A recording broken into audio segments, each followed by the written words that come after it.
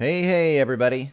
If you're listening to this, you are listening to the first free hour of this episode of The Shift with Doug McKenty. If you like what you're hearing, please consider subscribing to the show in order to access the full feature-length versions of the podcast, as well as have access to the members forum, where we discuss potential topics and interviews and dive deep into the overall concept of The Shift. For only $6 a month, not only do you get the full-length episodes, but also an opportunity to co-create with me, your host, Doug McKenty, the future of the show. Go to www.theshiftnow.com or patreon.com/theshift and sign up today in order to help make The Shift possible. Thanks for listening and enjoy the show.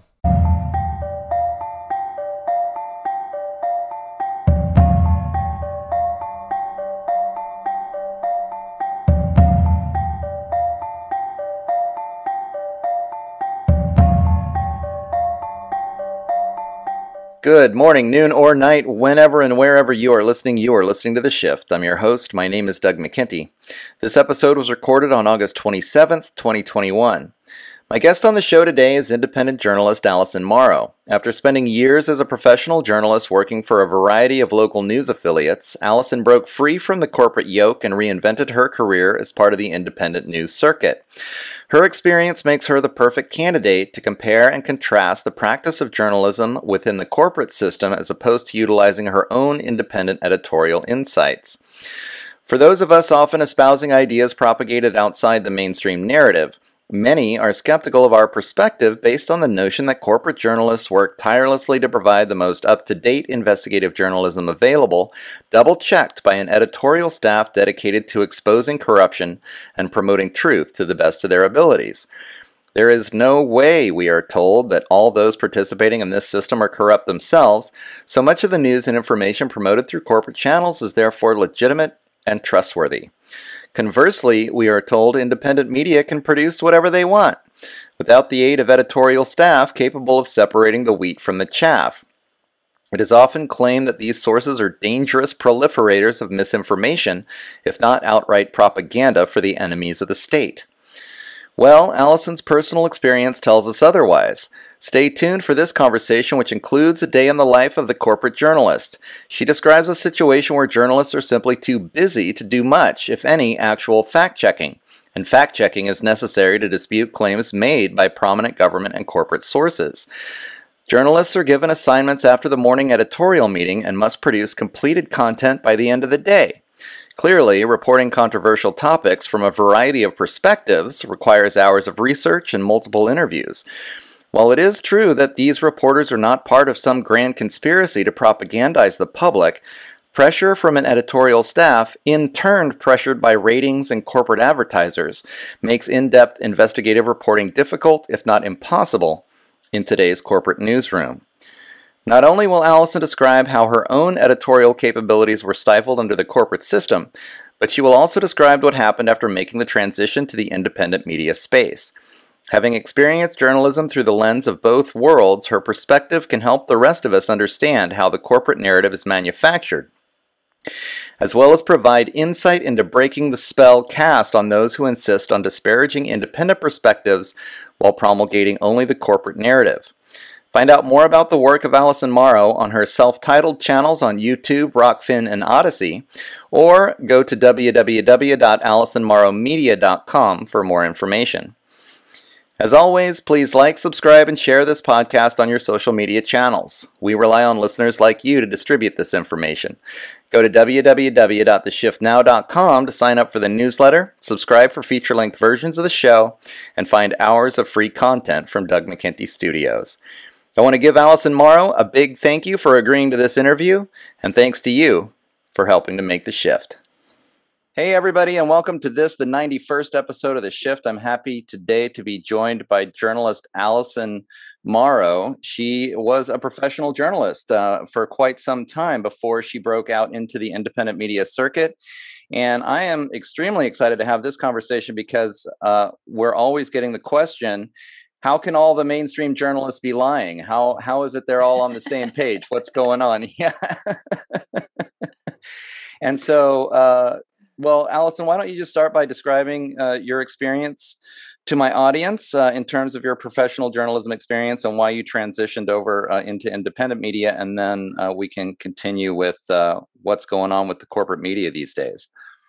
Mm-hmm. Well, thank you for the invitation. I think probably the easiest way to give people some insight into this is to just walk you through what one day in my life was like. Huh. So you have an editorial meeting around 9:30 in the morning, and they won't start that any earlier, or typically let you start work any earlier because they don't want to pay you overtime. And you sometimes have to do a live shot at 6:30. And even if they do pay you overtime, they don't want to pay that much. So an hour is, 2 Right. hours definitely the cutoff. So they don't want you starting any earlier than 9:30 because, again, like I said, you might have to be live at 6:30. You don't get off work till 7:30.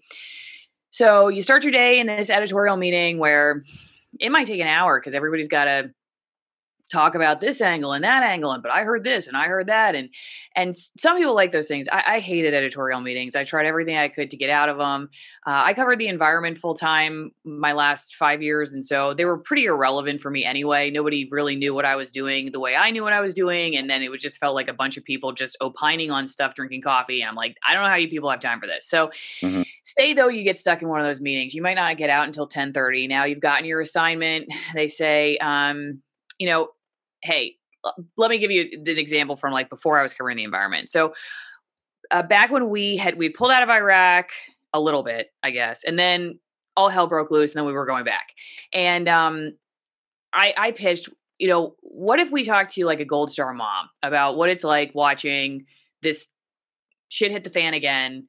And, now it's like, we went in once, kid dies, and then we pull out and now it's a mess and we're going back in. And just what does a mom who's watching this think about having lost their kid in this conflict?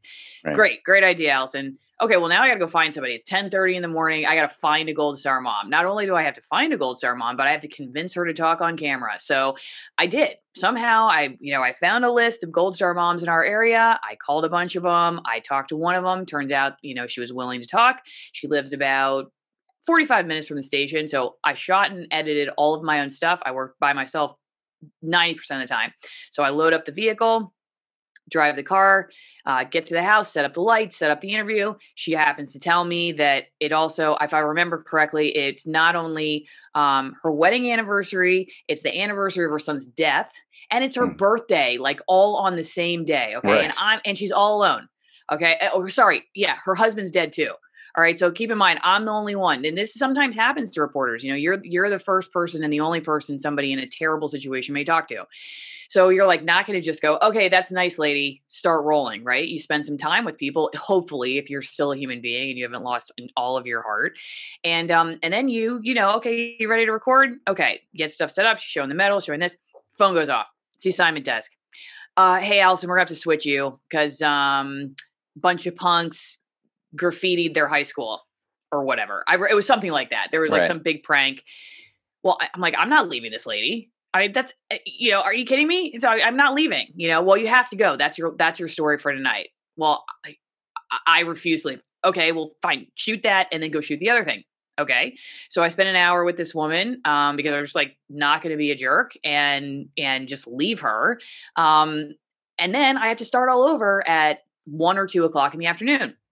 Race down to the high school, try to find my sound bites, get that on TV. I have 3 hours. Remember, I don't work with, I wasn't working then, at least that day. And most of my days I was not working with a photographer. So I have to do all the technical things. I can't call and make phone calls, do research or any of that stuff. Go get the story at the high school with the graffiti, get that on by 6.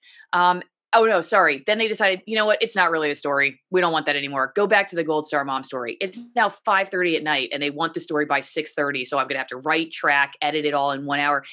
I had a little bit of a rebellious streak to me. So I refused that too. I was like, I will get this on at a later time, but I'm not turning it in an hour. But most reporters would go, oh God, okay. So now that's an uncomplicated story. Okay. In other words, like none of those things I just told you that I was covering required reading through Senate reports, reading through FDA documents, any of that. It was just like this lady's experience or that graffiti at the school. So imagine if you're now a reporter and you're living that life where you're talking about something that requires actual research, time to digest the information, find the right people to talk about it. It's near impossible, even for the person who knows what they're talking about, which many of them don't, but even for the person who knows what they're talking about and has their heart in the right place, it's a near impossible system to succeed when it comes to real in-depth journalism. Mm-hmm. Well, I mean, that's just the thing. I think people have this idea that professional journalists are all, doing research, coming up with their own independent conclusions based on the facts that they're finding, and then, presenting this maybe to the editor, who then double checks their work to make sure the facts are correct, so that if it goes out, you're definitely getting the truth, and you're getting this personal interpretation from journalists. And then when they see the same messaging coming over, and this happens a lot on the mainstream media, the same messaging from every single source that you're looking at, then they're just presuming that these hundreds or thousands of journalists are basically coming to the same conclusion because the facts are very obvious. Right. But you're saying this is not the case. Well, okay, think about if you're covering something right now like the COVID vaccine, let's say specifically the FDA approval process. Mm-hmm. The vast majority are just like taking the press release that comes from the FDA and just saying this is what the FDA says. Yeah. And that's enough. That's enough for the vast majority of mainstream journalists. Like, this is what the FDA says. And are they talking to people who are really questioning the FDA? Well, okay, some may, but let's go back to like the time constraints anyway of the person who say wants to do a good job, but just doesn't have time to think through it. So the level of skepticism that the mainstream journalist typically gives the government is very low. In other words, the bar that the government has to jump is very low compared to the outsider. So the outsider who may be critiquing the government, well, it's like, well, we're going to have to confirm that. Well, if you don't have time to confirm it because you only have like an hour, the likelihood that you're just going to have the FDA press release without anybody really pushing back on it in a significant way. I mean, maybe in a little bit, there might be somebody who says something safe but contrarian, but not anyone who's going to go like, full Monty on that, because then you're, oh God, now we're questioning the government. Right. Now we got to really put the time into it, and they don't get the time. So then the person who always ends up on TV is the low risk, low bar, which typically ends up being a bureaucratic source of some kind. Yeah, that's interesting. I mean, very contrary to the concept of the fourth estate, where journalists are supposed to be consistently double checking what the government is doing so that we can actually live in a functional democracy here and we can actually have debates. I did see what you recently posted about the COVID piece that you analyzed, the man on the street piece.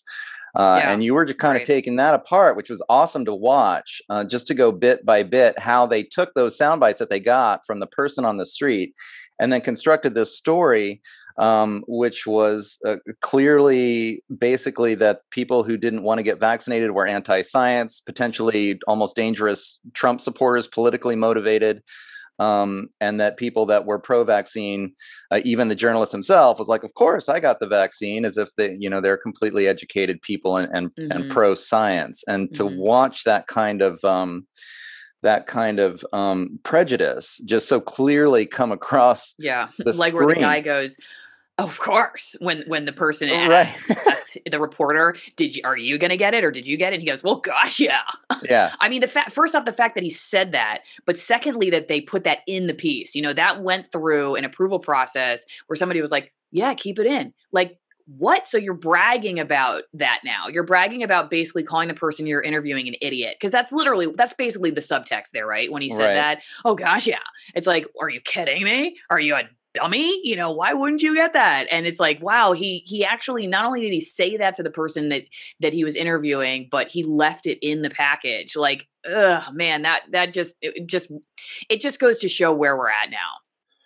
Yeah, I know. It's nuts. I mean, the confirmation bias of the reporter is literally reported in the piece, and then it goes on to like continue. I mean, where's they're bragging about it now. Yeah, they're bragging about it. Yeah, it's just it's so bizarre, which I think that's one of the main reasons that I started talking about this stuff. Because in some ways, when I first did media analysis, because this is not what I started out doing. I was just, moving off grid and renovating an Airstream. It was non-controversial. And I'm sure I lost like a ton of subscribers when I switched over to doing media analysis, because people were like, I just want to watch Airstream renovation. This is a little bit too heavy for me.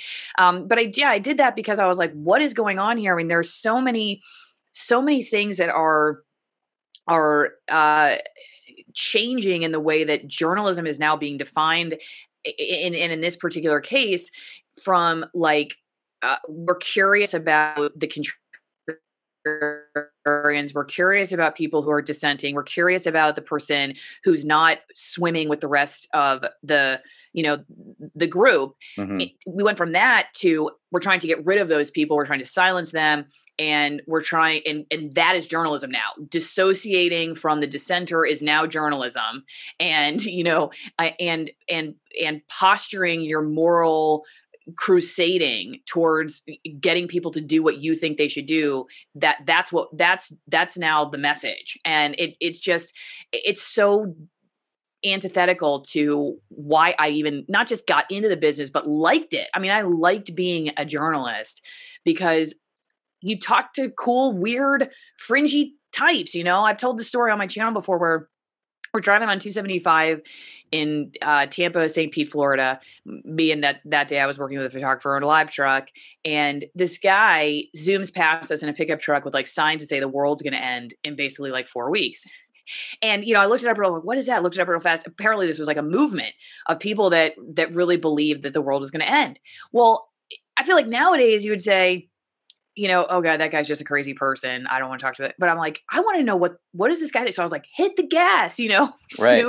zoom up to the pickup truck. I'm like, pull over. Of course, if he's, I felt like we were just like making fun of him and he wasn't all, I can understand there being ethics there, but this guy was like, he was like giving me his reasons. And there was like this whole group. He's like, yeah, we're out every day. We're handing out bulletins. We're like, I go, can I follow you guys? Can I see what this is all about? Like, how are people responding to your movement? What do you think about like what's going to happen? And so, it turns out, obviously I did that first story. The world didn't end. I got to revisit him and like I did like his lessons learned after he, like cause he had sold his business and everything thinking that the world was going to end. So he he looked straight at the viewers. He's like, don't sell your business if you think the world is going to end. Like that was his, and whatever you do. Cause he's like, cause you know what, if it doesn't matter if you sold it. And if it doesn't end, you still have your business. I was like, boom, that's the ending soundbite, don't sell your business. But it was fun to interview different people with different ideas, to get the interview with the person that was charged with murder, the doctor that was kicked out of whatever, homogenous medical society. Why did that happen? Why was that person kicked out? What was going over the dynamics there? It was fun to do that. It wasn't just like it was the job. That was the meat and potatoes of what made it interesting to be a journalist, was that you got to talk to those people. And now it's like, those are the exact people that you're not supposed to talk to at all. Because I think there's like this connection now with endorsing ideas. Like if you're somebody who's willing to associate with somebody by just listening to them and trying to understand how they think, now all of a sudden you're endorsing what they're saying. That's ridiculous. It's just, of course, if you actually don't agree with somebody, what you should be doing is listening to what they have to say, because otherwise, how do you know you disagree? But also, how do you build an argument? There's no way to build an argument against somebody that you don't understand. So even from a logical standpoint, it makes no sense to just stay away from people that you consider to be agents of disinformation. Yeah, it's fascinating. And I think you mentioned in the piece about COVID and how it's being covered is the lack of debate. Like the mainstream narrative is not at all fostering debate. I mean, believe it or not, I don't know how many doctors, health professionals, scientists are disagreeing with the corporate narrative, but it's probably upwards of 20+%. And certainly there's a lot of coercion, a lot of reason not to speak out, because sometimes if they speak out against the narrative, even their licenses can be, exactly. Can be put in danger. And so, but the fact that we're not allowed to even hear or foster a debate scenario so people can then exactly what you're talking about, like make a logical choice based on both sides of the argument. That's what's fascinating. And as you mentioned, I think actually dangerous. I mean, what's going on here? Right. Well, and I hear from the doctors that I have on quite a bit that they get notes all the time from other doctors saying, thank you for speaking out. Right. So, they're definitely out there. I know many of them. Or take Dr. David Brownstein, for instance. He was on a year ago because the FTC told him that if he was talking about his COVID treatments on his own website, that they were going to put him in jail. So, I mean, how do you even know who's out there dissenting? Wow. There's just not even any way to know. And so he's writing a book because he said he found out that books have First Amendment rights, but people don't really. So, but yeah, I mean, there are people like him who just thought, hey, this is what medical doctors do in the same way. That's what I thought journalists did. You're at the beginning of a pandemic, you're trying to figure out what's going on. I'm going to treat my patients with different things and I'm going to put it online. If you want to learn from it, great. If you don't read it. It's just what he thought doctors did, especially if you didn't know what you were dealing with. And nope, apparently not with this. Not with this. They didn't want to know what was working. Yeah, I think in terms of the COVID narrative, like the early treatment protocols, I mean, I followed the hydroxychloroquine issue pretty quickly. I interviewed somebody, Dr. Merrill Nass, who wrote a piece, the 37 ways that they've constructed the anti-hydroxychloroquine narrative, just going, article by article, and even some of the peer-reviewed studies, which had been twisted, didn't follow the complete protocol. And then the mainstream media would pick up on those studies, not really analyze them in depth, and then it would be all over the place. I mean, that's another thing about it. I mean, basically, in my mind, actually, it becomes corporate propaganda at some point, right? I mean, we can't deny this. I mean, that clearly there's some system where there's a narrative and somebody at the top of the corporate hierarchy can decide what that narrative is going to be. And then it trickles down to where all the reporters, basically all the affiliates, know that this is the narrative they have to stick to. And if they waver from that, there's going to be repercussions. Well, I honestly think the only people or the vast majority of the people who know there's an agenda are the dissenters in a newsroom. And the ones who are repeating it, they're like the people in Plato's cave analogy who are still just facing the cave wall, thinking that it's reality with the fire behind them. They don't realize it's the shadows that they're watching of them, themselves on the wall. They think it's actually them. Yeah. I think the vast majority of them are completely unaware of what they're participating in. And is there awareness of that at the top? Maybe, but I still even think those people have somehow told themselves that what they're doing is the righteous thing. However they envision that, I don't know. But I think many of them tell themselves, in other words, I guess, I've never met somebody who's like, I truly know that I'm lying to people, and it's bad for them, but I'm doing it anyway because I'm evil and I like to do bad things to people, For the most of them are just like, they think what they're doing is the morally righteous thing to do, and they do the mental gymnastics in order to get themselves there. To go back to that man on the street story that you were just talking about, where, again, man on the street is just like the reporter is told to just get reaction. And usually it's a big topic that hey, just take this big topic for them. It was, will the FDA approval mean anything to the skeptics? And so what they do is they're just like, well, where are the skeptics? Okay. I mean, I could almost repeat what happened in their morning meeting on that day. Where are the skeptics? Okay. Let's go to the county that has like the lowest vaccination rate in Georgia. Okay. Where is that? They go to the county. They stand outside the grocery store waiting for people to come out.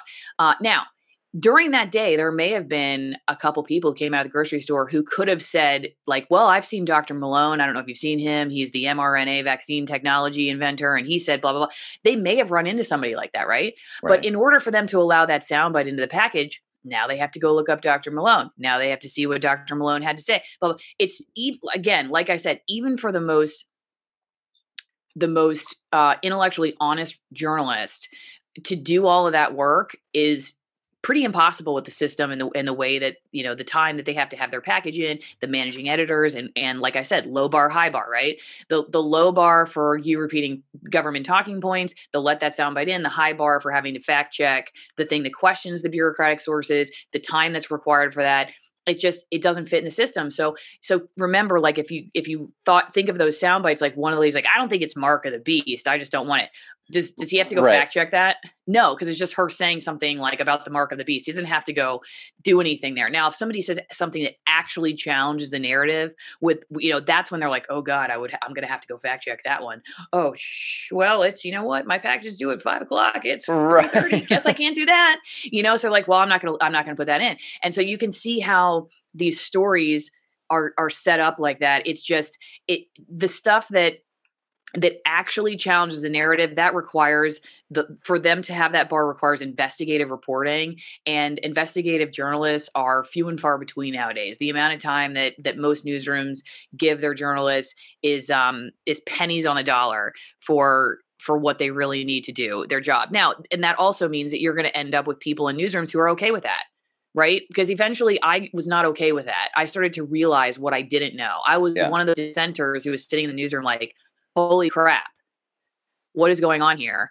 And I realized there's no way I'm going to be able to change the system. I tried. That was my last Hail Mary to stay in the business, was I went up to my bosses and I gave them a reformatted position that I would feel comfortable staying in. It was going to be digitally based. I was going to get to live where I wanted to live on top of it, but it was going to be something where I was going to spend more time and have, the ability to do long videos and print, like write something on the website instead of 90-second piece. That's the other problem, right? In TV news, you got to keep it in 90 seconds or less. Yeah. How are you supposed to do any of that? You can't. But they didn't like my idea. They thought I was nuts, so that's why I quit. Well, yeah, it's interesting. I mean, I heard a quote from Noam Chomsky where he was being interviewed by a reporter, and the reporter was actually asking him, like, why do you think that, again, like you're saying, these reporters aren't evil people, and they're not trying to twist the narrative just to support some corporate agenda or something.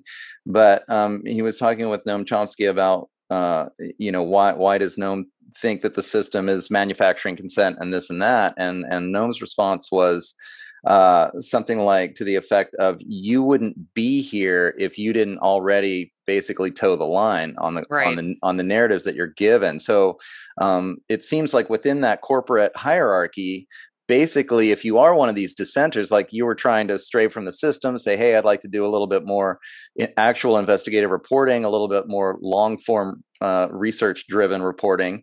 And it's like, no, we can't do that. And you're not going to advance in the system. So the people ultimately that are making it onto the national news sets and that kind of thing, and then having access to even having conversations with senators or the president or Dr. Fauci or things like that. These are people that have been groomed for years, who basically, as you were saying before, just simply already accept the narrative. I mean, they're not the kinds of people who were looking to find that dissenting point of view and then flush that out and help people understand both sides of the story. Yeah. And it's a leadership thing. If the newsroom leadership, it is possible to have newsroom leadership. I've had some former news directors on my channel who think what's going on is just as crazy, but then again, they're also gone too. So right. you can have leadership that tries to encourage critical thinking and tries to give reporters more time. But then you have the corporation really on top of the manager in the newsroom. And,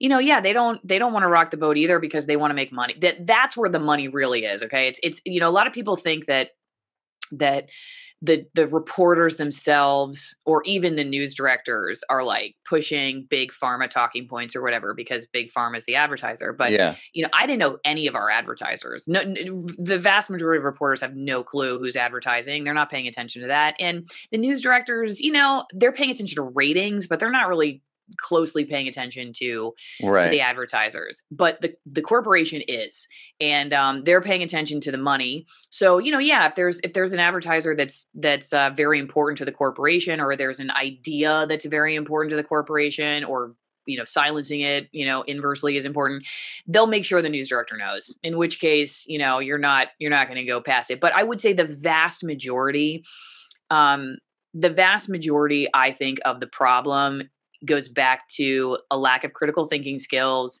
and, people who are basically promoted based on their lack of critical thinking.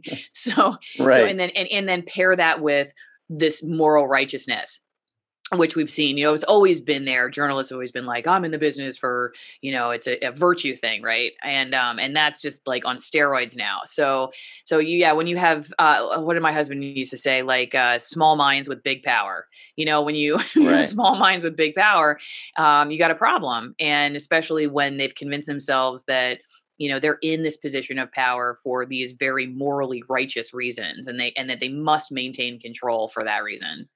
Well, I've actually been, and I know like you have a master's in divinity, right? And you Mhm. studied psychology as a part of that, I think I Yep. read. And Mhm. so I've been analyzing this in a lot of cases in terms of just the psychology of the situation. Like, Mhm. why are people, like, it does seem like the people that maybe have a psychological tendency to trust the authority figure Yep. or Mhm. whatever. I mean, then they're the ones that are going to get promoted through the system, and then they're going to be Mhm. promoting the corporate narrative or the Mhm. the government narrative. And they like it. They like being in that the brand of the institution. It didn't really mean jack to me. So Mm. I have friends who are in the business that are getting really abused, frankly. I mean, like, hey, here's a promotion, but actually we have to cut your salary by $20,000. That's Oh a real wow. story. Huh. Who just don't leave. They've got like Stockholm syndrome, and it's Right. because they don't see life outside of the institution. They're total institutionalists. They can't understand how they could do better work if they really cared about journalism. Come on, would you really stay? If that was really what it's about, because they've convinced themselves it's about journalism. But come on, it's very hard to do good journalism. If somebody would just say, "Hey, listen, it's a paycheck, and I don't know what else I'm going to do," that to me would be more honest than saying, I just love journalism. That's why I'm staying here. Right. So I just think their identity is so wrapped up in it, and I agree with you that I think that's why psychology is a great way to is a great lens through which to look at this, because I truly believe that even if you tackled the corporate financing part of mainstream news, you would still have the problem of this, of institutionalists, groupthink, Hmm. people who just go with the flow, people who don't question narratives, people who think they're morally righteous for censoring others. That's something that you got to fix kind of on a, I mean, you can fix it on a group level, I guess, with the leadership. Like I said, if you have a leader in the newsroom that's just like Right. constantly trying to model that behavior, and then you open a space for that dialogue. But on an individual basis, like I've always said that if I had a journalism class, I mean, that's what I would do, would be just work on their individual triggers, basically. Like I would sit them all down, and like every day we would go through stories, and I would ask them to try to figure out what is it that they like or dislike from a psychosomatic standpoint. Do you feel angry when you read that? Do you feel scared? Like Right. who do you not like in this? Who's your good guy? Who's your bad guy? Let's talk about that, and let's talk about why, so that at the very least, when you go into the industry, you're equipped with understanding yourself. And I think self-awareness is severely lacking everywhere, not just Right. here. But the problem in this industry is that we need you to be self-aware. Doctors need to be self-aware. You would like people in the judicial system to be self-aware. But so when you're controlling the truth, and you're telling people about what's right versus wrong, or factual versus infactual or unfactual. Uh, yeah, it would be nice if you knew a little bit about yourself before you, you Right. started telling others what to do. Because a lot of people they don't know a whole lot, and they don't want to. They don't want to know. That's the other crazy part. You could, I could, if some of my buddies who are still in the industry like really wanted to, if they were like, oh please, could I figure, like, all you have to do is look at my YouTube channel. Hey, look at Right. Allison. She's gone off the deep end. I could watch some of her stuff and see what she's doing. They don't want to. None of them watch. Well, it's so fascinating. I mean, you bring in so many concepts here, and I think that institutionalism versus actual personal critical thinking, because I think critical thinking is a kind of a personal path, like you're talking about. And you have to, if you're a real critical thinker, you're going to bump into what are your emotional triggers, right? Yeah. And then like, wait a minute, I need to take a few deep breaths and realize that this is a trigger based on maybe something that happened in my past. It's not really, in this article Right. or whatever. It's not in the reality that I'm constructing via the media that I'm taking in. And I need to learn how to calm down and critically think and work on Right. myself. Basically, it is a Mhm. personal process Mhm. Mhm. versus, what I really have been seeing is that, and even the concept of virtue that you're talking about is like, people think it's virtuous to do what they're told, like Dr. Fauci said. Yeah. So that's got to Right. be the right thing to do. And then Mhm. Oh yeah. when I say, well, I disagree with Dr. Fauci potentially because look at what this, Dr. Malone said, or Dr. Eden, or Mhm. Dr. McCullough, or any of these guys that are Right. speaking out. And then I'll notice they get triggered. I mean, that's when the trigger Yep. happens, and you're Yep. not having a logical conversation anymore. You're not participating in like, knowing, Mm-hmm. teaching each other, or this process of learning. Mm-hmm. Instead, they're telling you that you're not virtuous, you're a bad Mm-hmm. person, you're selfish, and all these Mm-hmm. other things that we're hearing. It's Yep. fascinating, really. Oh yeah. Yeah, and it basically, I think, like in the COVID era, this gatekeeping, the moral gatekeeping side of the way they see journalism has added this personal behavior side to the gatekeeping. So it's like they're all choosing to behave their way to like do their part. That's how they see it. Like, I'm Hmm. just trying to do my part. I'd do it again if I had to, even though it made me really sick or whatever they say. I'd do my part. Because that's how they look at their jobs too. They have, so it's like, it's now turned to this weird personal professional pairing, like where, like you heard that guy again, to go back to the video that I Yeah. analyzed with that reporter who's like, oh gosh, yeah. See, he sees that as journalism now too. He sees his personal choices off camera as part of like his whole thing. And that's, I think, partially why, if not in large part, why he felt no qualms about including that in his story, his decision about what to do with the vaccine, and not only what to do with it, but to say it as if he's like, what do you think, I'm an idiot? Of course I did this, and but to include that, he must have felt like that was important to the news story, Mm. his personal decisions. So yeah, so there's this weird pairing now of like what a journalist is doing outside the newsroom and the way that that's affecting how they report. I don't know which came first here, the reporting or the behavior. Do they have to justify their behavior with their reporting, or are they justifying their reporting with their behavior? I don't know. Maybe Right. it's not one or the other, but yeah, I mean, in order for them to change the reporting, yeah, they would have to, on the outside, they would have to also be like able to question their behavior. you know Yeah. and if they can't do that, if they can't question the choices they've made over the last year, the things they've said to others, like you have to have a certain level of not just awareness, but I don't know if it's confidence or what, to just be able to be like, oh, I guess I was wrong. In order to Right. say, to be able to go look back and say, crap, I got that wrong. And maybe I did, I did some bad things by saying that. So like a while ago, I did this video with this guy, Dr. John Catanzaro, who was a physician in Seattle, that the Department of Health released, like he was experimenting on his patients or something. And I didn't, I'll be the first one to say, like, I was asleep at one point in time. I wasn't always awake, and I'm Yeah. still learning. I'm Yeah. not always getting everything right. I have a lot of stuff to unravel from my own, time in mainstream news. But well, okay, so I was the night side reporter, and they, the press release comes out, and of course we're not going to be able to get a hold of him or his office because it's already closed. The press release comes out at like 4:45 at night. Office is closed. Can't get a hold of him. Well, just get it on. So we don't wait to get his side of the story. We just run with the Department of Health soundbite or press release. And days later, I finally talked to his patients who basically had their treatments thrown out, even though that was like he was operating.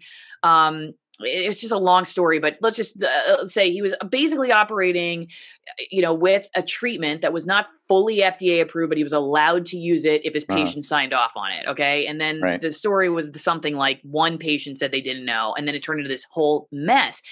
But what ended up happening was all the patients, these are cancer patients. Okay. And I met with them, some who had stage 4 melanoma, Right. multiple myeloma, which killed my grandfather in like 4 months, and they were alive for 10 years. And those people wanted to take that treatment. They didn't care that it wasn't fully FDA approved. They were alive and they wanted to still see this doctor.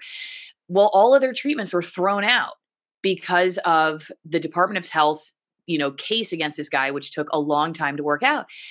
Over 20 people died. Was it because they lost their treatments or not? I don't know. Would they have died anyway? I don't Right. know. But did I help ruin that guy's reputation and push the Department of Health narrative and potentially put those people at risk and cost them their lives? I may have. And that's a huge failure on my part. And you have to be able to stare yourself in the mirror and say, like I did that in order to grow from it, in order to move from it and say, I want to do better, you have to be able to face yourself. And maybe it's just, they can't, part of me just wonders if it's just like there's this denialism or something that, Sure. they just can't face the harm. Journals are just people, right? So they suffer from the same things that everybody else is. I think the real problem with them is that they think that they're not, they think that they're not just the average person.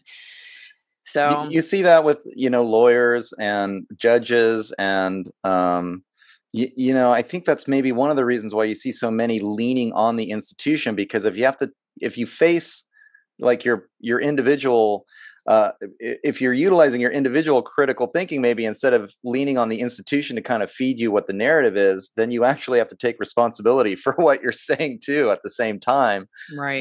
And that's a big thing. And denial is a very, very powerful, it's a very powerful thing. I kind of wonder if that's part of why the bureaucratic sources get pushed so easily, because then they can just look at themselves and say, oh, well, sorry, the government said it. I mean, what am I supposed to do? Right. I'm just reporting what the government said. I don't know. In the case of Dr. Catanzaro, for instance, you could walk away from that and still say, hey, I still believe that guy should have had his license taken away. Or no, you say, I think that was ridiculous. His patients didn't have the right to choose. Whatever you walked away from, though, it's my responsibility to try to do the best I can to understand the nuances of the topic, so that regardless of how you walk away, you've walked away with the best information I could give you in order to make that decision. And, having to rush it to get it on at 11, who cares? Let's say Dr. Catanzaro had called and said, hey, the Department of Health is trying to screw me, and this is what they're doing. Do you think we would have just run with it at 11? Right. And not called the Department of Health? No, we would have waited. We would have tabled that story until we got a statement from the Department of Health and did all this thing. But see, that's what I'm trying to explain to people. That's how those bureaucratic ideas just get pushed, because they're just, for whatever reason, they have a lower bar to jump through. We would never in a million years have just run with a doctor calling us saying the Department of Health is doing all these, we should take away their ability to do their job because A, B, or C, and just run with it without a statement from the Department of Health or done a significant amount of investigating. Never in a million years. But we absolutely would run with the Department of Health's press release without asking the doctor their side of the story. Yeah, I mean, it's just that same concept with, hey, Dr. Fauci said it, and so that must be, the right thing to do. And if you're reporting on what Dr. Fauci says, then you have, the CDC and the NIH and all of these institutions that are backing that statement without having to do the research, which, as you say, most journalists just don't even have time, even if they have the inclination to try to come up with a counter narrative, or at least even, represent a different point of view or some kind of a debate between different points of view. It's just so much easier. And then, what's fascinating, even I'm thinking about how those bureaucratic institutions, they have the same pressure and they don't want to change, even when maybe the facts change. I mean, we've got the facts going on with the vaccine right now. Clearly it's waning over time. Clearly it's not working with the new variants, and still the solution is more vaccines. It's not like maybe we should look at an early treatment protocol that might work, Right. No, if we we just spent billions of dollars on that, we might find something. Yeah. We just keep disparaging all of those. Yeah. Did you see the video of the CDC director on the Today Show where she tells Savannah Guthrie that we have hope, but no data? I heard that. Yeah, I heard the quote. God. Right. So it's just I didn't see what the follow up was to that, but I mean, again, certain people are just held to different standards, and that's the other problem too. Depending on the administration, obviously they're capable of nitpicking politicians if they want to, because Trump was the worst thing that ever happened to humanity, right? For 4 years. Right. They said they had to change everything they were doing. The New York Times headline, even before the 2016 election, was that Trump is challenging the norms of objectivity. And basically they run through this pros and con list of doing journalism differently in order to stop Trump. And at the end, they're like, well, people probably distrust us a lot more if we do this, but you know what? We have to. Sorry. That was basically their conclusion at the end. And that's exactly what ended up happening. Over the last 4 years, distrust continues to climb. And and yet they still are digging in their heels thinking this is sorry, but this is just what we have to do. And now it's not Trump, it's COVID. There just seems to be like more and more, we need to find this boogeyman. There's this inherent danger, this imminent danger.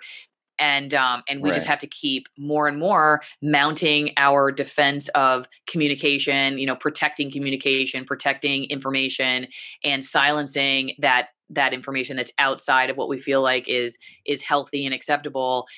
Just more and more, that's becoming the new definition of journalism. And I would be like, even with my old industry, if they just went on at the end or at the beginning of the newscast and said, "Hey, welcome to the 5:00 news. This is the best we could do today, but we didn't really have a lot of time."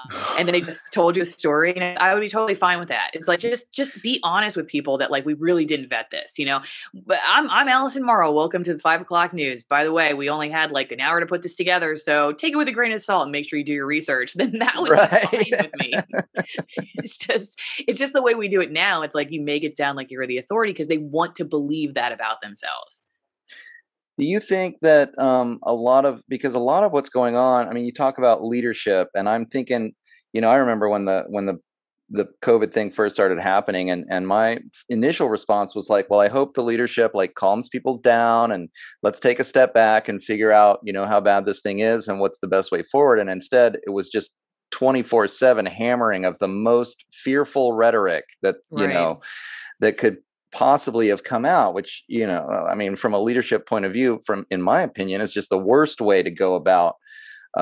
You don't want to incite like mass panic, right? You want to like figure out. You do if panic means money. Well, I mean that's hence the question. I mean, do you think it's the way the system is set up right now? The mainstream media just gets more ratings off of money, but then I think also maybe the government. You mean fear and panic? Yeah. It's easier to pass these $1 trillion bills and because you want somebody to come in and babysit you. Yeah, because you need the government to babysit you, or the news needs to babysit you. Somebody needs to babysit you when things are really bad. So, that's exactly what it is. And you don't have the time to do the research yourself, so you need to keep coming back to whatever your favorite news source is, and they'll do it all for you. And and that's just not what's going on. But I do think that it's always been kind of the thing, like, if it bleeds, it leads. So, and I also do wonder if Biden, like, say if COVID had come under the Biden administration, if it would have been different. Because, the mainstream press, I feel like, does handle him significantly differently. And, would they have wanted it to be less of would they have done exactly what you were saying? If he had been the guy in charge when COVID became a reality, would they have done what you're saying? It's going to be fine. It's all right. Because remember at the beginning, and this is what I got suspended from YouTube for even talking about, at the beginning when Trump was like going to shut down travel and, he was calling it the China virus and everything, they're all like, it's not, it's fine. It's fine. We don't need to shut down travel. That's racist, whatever. And then when he starts talking about like, it's going to be fine or whatever, they're like, it's not fine. It's going to kill everybody, So you could really see them flop on that. Cause I showed these videos last year. Well, I showed it this year, but these are videos from last year from NBC and CNN. The NBC video, the guy's like, do masks work? Not really, not all the time, And then the CNN video was Sanjay Gupta basically saying it's just like the flu. This is at the beginning of the pandemic. Interesting, actually. Yeah. Well, so I'm sure. Yeah, and I mean, the point of my showing it on YouTube was to show how YouTube has these rules for corporate news, meaning no rules, and then rules for independent journalists, which is like targeting them constantly and harassing them, basically making their life living hell. And so I did this video showing, hey, why are these videos still up? Because they're like going through other independent creators, videos from like 7 years ago, and suspending them based on videos from a long time ago that don't even break rules. It's like ridiculous. And then you have these blatant violations of their community guidelines on the corporate media, and they can do it. They're still there. Sure. So they just proved my point, because then they suspended me for showing the videos. Says that they said it was medical misinformation, and it's like, but that's NBC and CNN's video, not mine. All I did was show the videos and say, okay, why are these people allowed to say this? Right. YouTube suspended me. Of course it was reversed after you raise hell about it on social media, it's terrible that that's the only way that anything gets done, because the only people who can be the loudest voices for the long term are going to be the ones that are in power. The little guys are never going to be able to kick up the same kind of dirt to get YouTube to do what they want on a long term basis. It's always going to be the people who are in control. And so that, even though I was reinstated after that, it was not really a celebration for me, because it just goes to show that they're not basing their community guidelines and their enforcement of them on science. They're just basing it on whoever makes their life more difficult.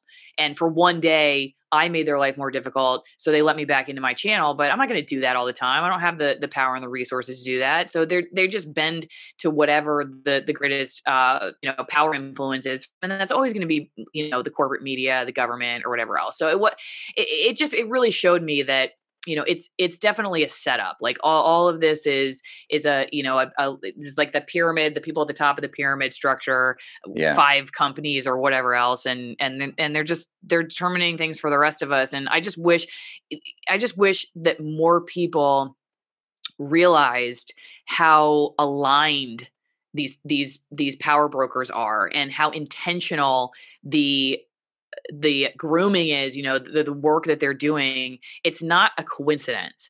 And so you have to be even more, you just have to be even more on guard. And I think that's, go to like our lifestyle change. I think one of the only ways you really can do that in today's world is to try to know more by like keeping your life as close to, as close to home, I guess, if that makes sense. Like, I can know where my food comes from if I buy from the rancher down the street. It becomes harder for me to know where my food comes from if I go to the grocery store, or if I buy it online, or whatever else. And so, like, the more and more, it's just harder to know with assurance, with real confidence that what you know, unless you're like even seeing it for yourself. You have to do a lot of research nowadays. It's very confusing for people, and I totally understand.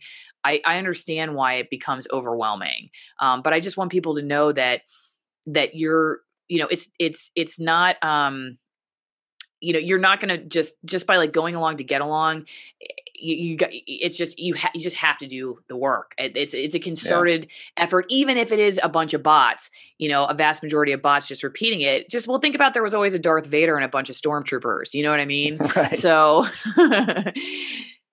That's what's really fascinating, though, is that, journalists are supposed to be the ones who are doing this work for people. Like, I totally get it. People are listening to NPR in the morning on their way to work, and they're not gonna, they're working for their 8-hour day or more so they can put food on the table and pay rent. And they're not going to spend the 4 or 5 hours that it might take to sit at their computer and double check what they heard on NPR that morning. Yeah. And so they just trust it because it comes from the institution and it's reporting on what the institution, wants everybody to hear. And I get it. And it's sad, actually, that the institutional journalists, the corporate media, is not actually serving that function for people. I mean, that's supposed to be what they do, is they're doing that research, and then they're giving the people, really, hopefully, both sides of the issue, so that they can make choices for themselves based on both sides. And instead, they're just feeding us the corporate narrative or the government narrative, and then essentially censoring those who disagree. It's fascinating. Yeah. It is. And I, it's unfortunate that we're at a point now where, so they think that what they're doing, I guess, is saving people's lives. All they're doing is preaching to the choir. They're not, because as you know, the people, like, if they're trying to move behavior in a direction that they feel like is the right way to go, well, okay, then you're trying to reach out to people who are not going in that direction right now, right? That would be like you're trying to change their minds. Right. Because the people who are already doing what you want them to do, but it's not changing their minds. Doing this is not changing their minds. I see it all the time in my digital community, people in the comment section or whatever. They don't say, oh, man, I saw that the media was calling this person an agent of disinformation, and wrote this hit piece on them and doesn't let them on to talk or whatever. They must be doing what's right for me and what's best for me, so that person must be crazy. No, their like initial reaction is that person must be right because the media is writing a hit piece about them, Right. and it drives people, I think, to be like I've actually, I think one of the most honest things I heard from somebody in one of the comments was that they almost don't just they're afraid that there is gonna be something like helpful that's gonna come out, but like they're not gonna believe it and they're gonna fall to their death because they just don't believe anything anymore that any of the journalists say.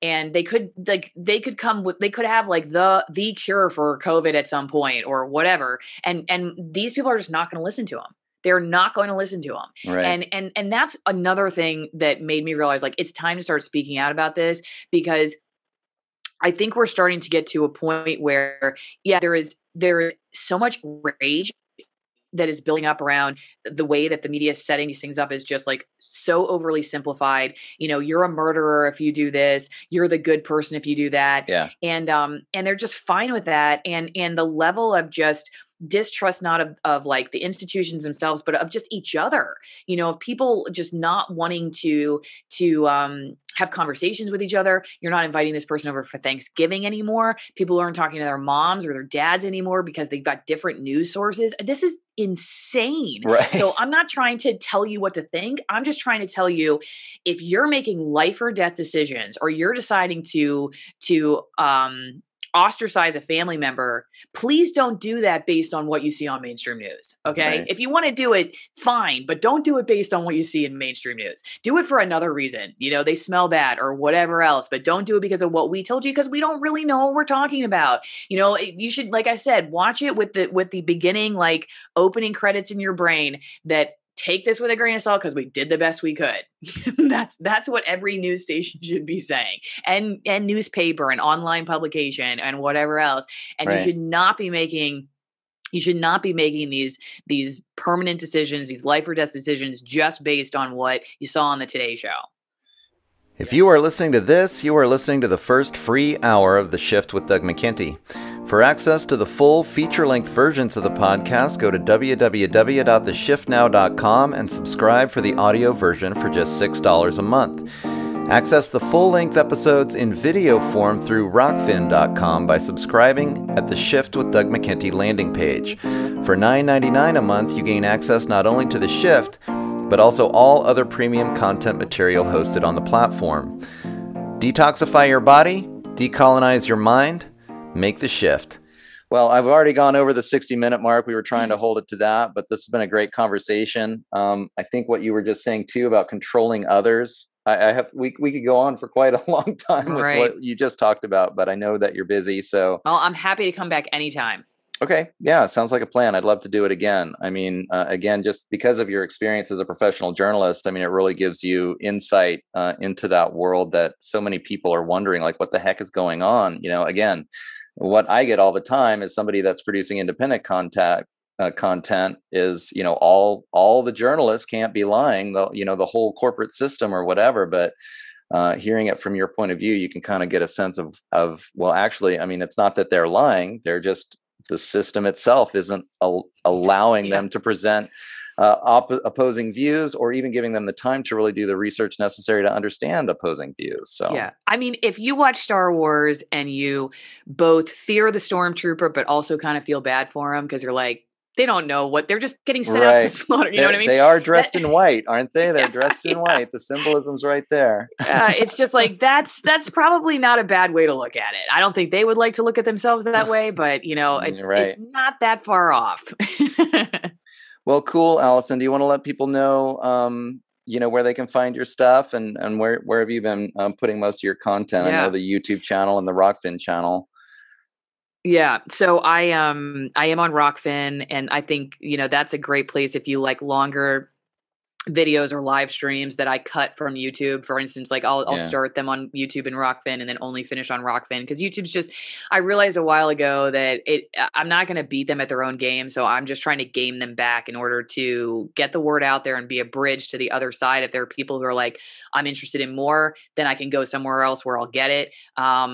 So yeah, I do have a lot of videos on YouTube, but if you want the real nitty gritty stuff, you got to follow me on the other platforms. So Rokfin, I'm also on Locals. That's Locals is kind of like a Facebook meets a YouTube, so it's an easier place for people to get a hold of me. So if you want to be part of my community and send story ideas, I really do listen to a lot of what people send me because it helps. It's like having a producer, of people who are kind of looking at things differently. Because I think I have a pretty decent community of independent thinkers, and so I always tell people to go there if you want to send ideas. Rokfin's another place, and then Odysee. I don't know if you're on that as like a backup, but Odysee at least backs up my YouTube channel. So yeah, exactly.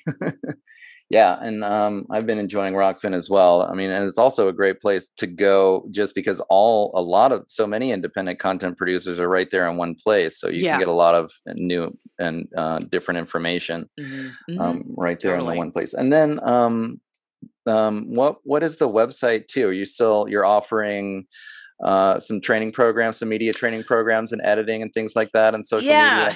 Yeah, AlisonMorrowMedia.com. I really need to update that website so that it becomes more of, I created it before I was doing all this stuff. So it was just for like clients.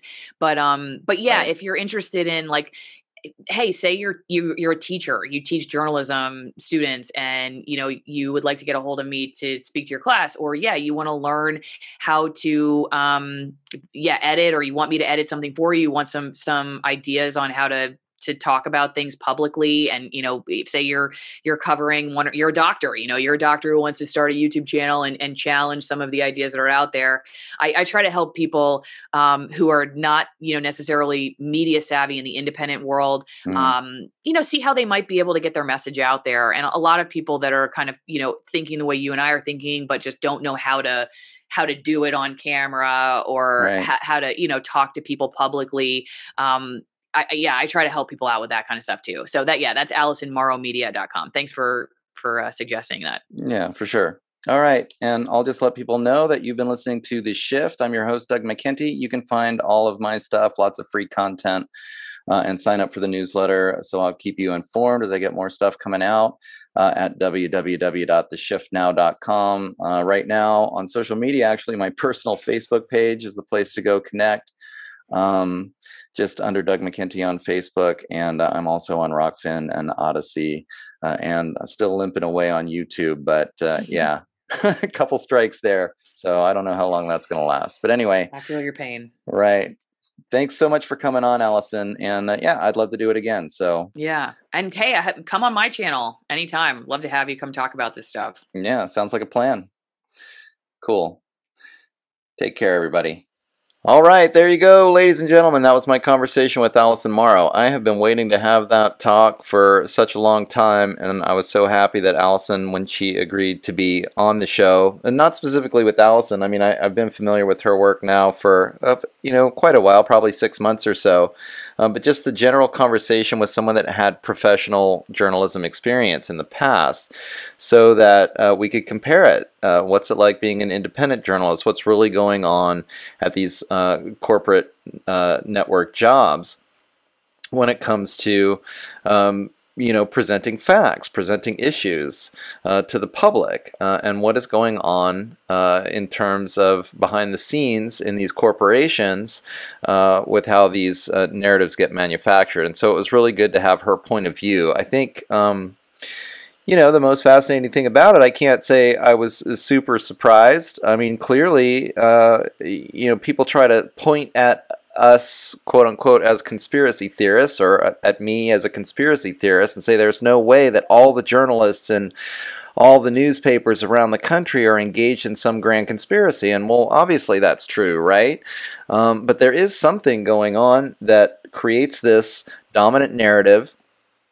And then everybody kind of knows, well, if I speak out against the dominant narrative, then, I'm probably going to get in trouble. It's this passive-aggressive form of censorship. I think we've all felt it at one time or another, probably in any place of work or in a lot of social situations. And it's no different in these journalistic newsrooms. I mean, the same notion that everybody thinks a certain way, and if I think differently, then I'm going to get put down. It gets onto this psychological level, and that's where Alison and I went with this conversation, was to really kind of get into the psychology of it And the interesting thing was her description of a newsroom, a day in the life, was basically that most journalists simply don't have time to disagree with the corporate narrative. It's not some grand scheme. It's, you got 4 or 5 hours to put something together. It's got to be ready for the 5 o'clock, 6 o'clock news. You get your assignment at 10 o'clock, 10:30 in the morning. You've got a few hours to put this together, and the more you put together a narrative that conflicts with the mainstream narrative, well, the more research and the more fact-checking that you have to do, and that takes time, and you just don't have that kind of time. So in one sense, it's just a lot easier to just get the job done, to get your paycheck and go home, and why raise a fuss, right? Why rock the boat? When you can just get the job done, make it happen, and do it efficiently, and make everybody happy. And so clearly there's a lot of pressure on journalists to just kind of go with the flow in that way. Alison did talk about, potential leadership in the newsroom to help teach the journalists that they can have an individual voice. I mean, it's potentially possible. And then she kind of realized, well, the mentors that I knew who were like that at the workplaces that I was at, they're not there anymore, right? I mean, you just don't get those promotions. You don't stick around very long, right, if you're bucking the system. And this is how it works in every other organization too. It's not like all the doctors are in on some grand conspiracy, but it's just amazing that going up and bucking the system just sort of eventually, you're not going to get that promotion. You're going to get passed over.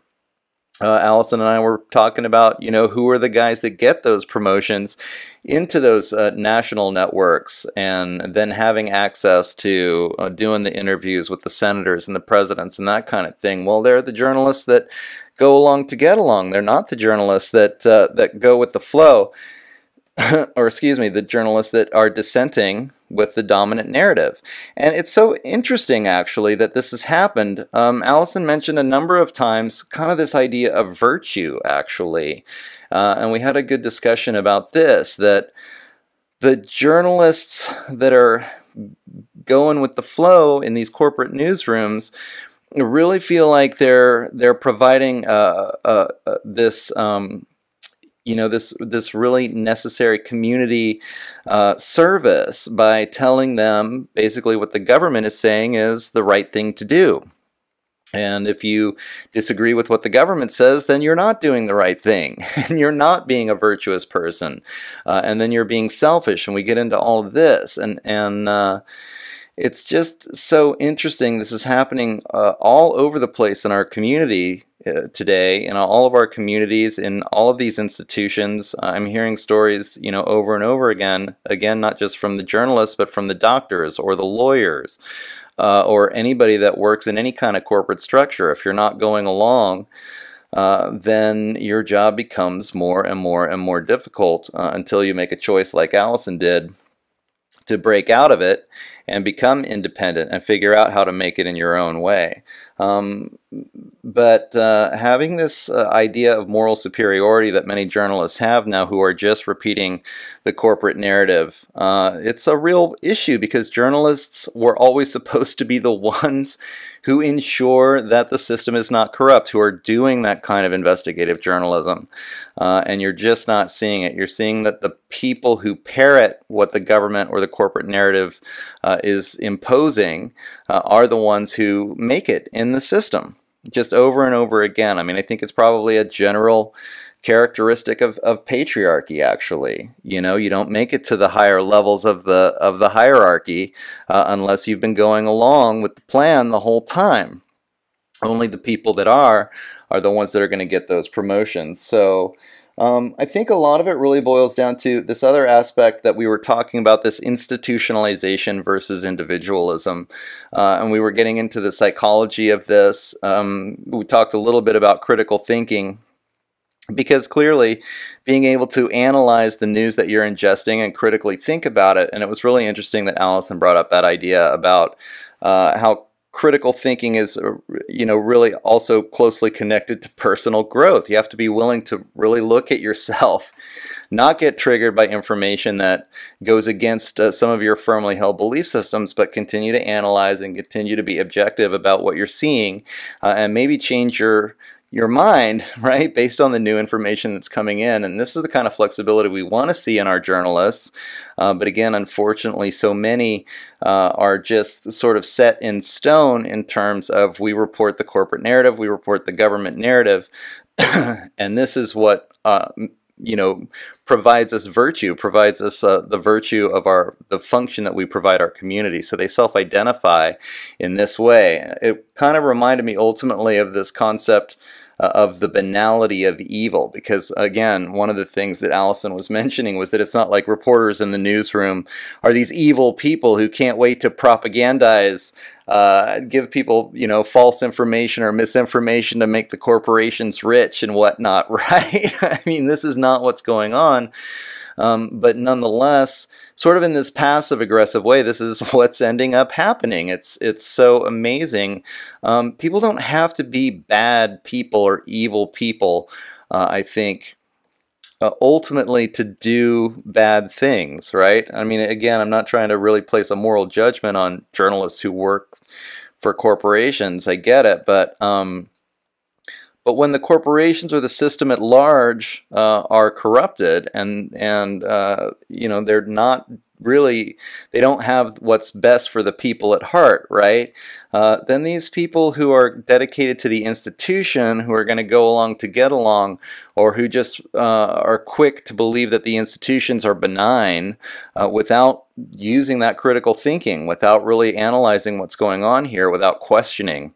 And unfortunately, that's what journalists are supposed to do for us, right? They're supposed to be the ones who question. I mean, that was another thing that we talked about, how, people go into work in the morning listening to NPR, then working an 8-hour day. It's the journalists whose 8-hour day is supposed to be spent vetting the information. So people, hardworking people who are doing other things with their time don't have to spend the time to double check what they're hearing on that NPR article or in that New York Times article or Washington Post article, right? That should be what journalism is, but instead, unfortunately, so often it's just parroting from those sources without really analyzing or critically thinking. And again, as Alison mentioned, it really boils down to a lot of these journalists are doing a job and they don't have time because they're expected to produce content, a quantity of content at the expense of that quality content, because it does take time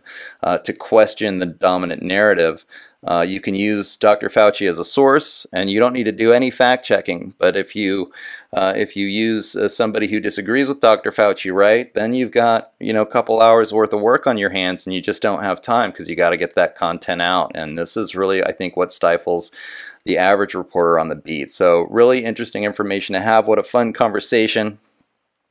And so I will just let you guys know that you can find all of her stuff. Her channel is just called Alison Morrow on YouTube, on Rokfin, on Odysee. I'm like her, I think, pushing people to go to Odysee, or excuse me, to go to Rokfin, because it is a free speech channel. She does Rokfin lives quite a bit. And they do have premium content there that if you want to purchase, you get all kinds of really good stuff from dozens and dozens of other content providers. So it's a one-stop shop for independent media. And I know that she's been very active on that platform. So you can check out Alison Morrow on Rokfin. Also, she does have AlisonMorrowMedia.com, www.AlisonMorrowMedia.com, where she does have some, if you want to learn a little bit more about how to do some independent journalism yourself or need some help with some editing or things like that, you can go there and she'll help you out with that too. So that's another side of the work that she's doing right now. All right, well, another one in the can here. Thanks everybody for listening, and as always, you can go to www.theshiftnow.com and you can check out hours of free content and sign up for the newsletter, so I'll keep you up to date with all the new stuff that I'm producing out of Doug McKenty Studios. And if you haven't already, think about subscribing for the feature-length versions of my episodes, only $6 a month, and I'll let you into our private members-only Facebook group too, so you can interact with all the other members as well. So that's a pretty fun time.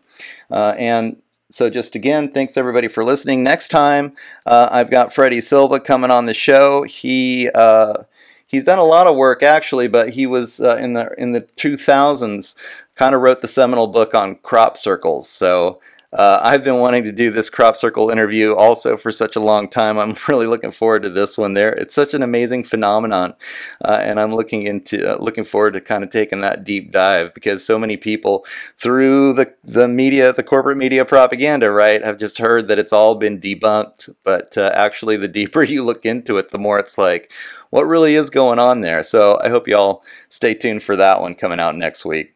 All right, thanks everybody for checking this one out, and we'll talk to you soon. Take care.